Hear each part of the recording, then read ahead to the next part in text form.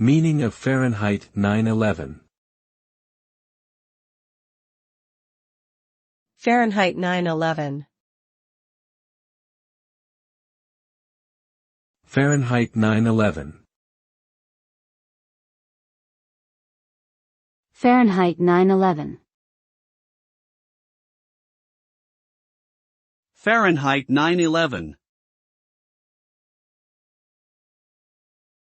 Fahrenheit 9/11 is a documentary film by Michael Moore that analyzes the events leading up to and after the terrorist attacks on September 11, 2001, and how they were used by the United States government to justify the Iraq War.